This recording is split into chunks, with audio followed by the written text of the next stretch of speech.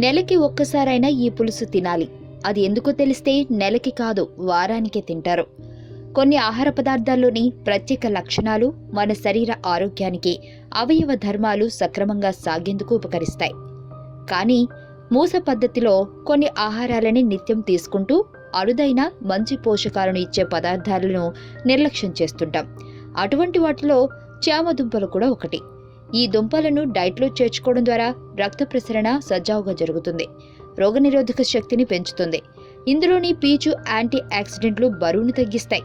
ఇవి శరీరంలోని టాక్సిన్లను బయటకు పంపడం ద్వారా ఇన్ఫెక్షన్లను దూరం చేసుకోవచ్చు. రక్తంలోని చక్కెర శాతాన్ని ఇది అదుపులో ఉంచుతుంది, శరీరానికి తక్షణ శక్తినిస్తుంది. ఇక బరువు తగ్గాలనుకునేవారు వారానికి ఒక రోజైనా చామదుంపల్ని ఆహారంలో చేర్చుకోవాలి. కొవ్వు శాతం, సోడియం శాతం కూడా తక్కువగా ఉండటమే ఇందుకు కారణం. చామదుంపలను గ్రేవీగా తీసుకోవడం మంచిది. అయితే ఆయాసం కలిగి ఉన్న మాత్రం చామదుంపల్ని పక్కన పెట్టేయడం మంచిదని ఆరోగ్య నిపుణులు సూచిస్తున్నారు. ఆయాసం, నీరసం, అలసట వంటివి ఎక్కువగా ఉన్నవారు పెరుగు, కొబ్బరి, బచ్చలి కూర, సొరకాయ, బెండకాయ, ఐస్ క్రీంలు కూడా తీసుకోకపోవడం మంచిది. అయితే ముల్లంగి, గోధుమలు, తేనె, వెల్లుల్లి చక్కగా వాడుకోవచ్చు.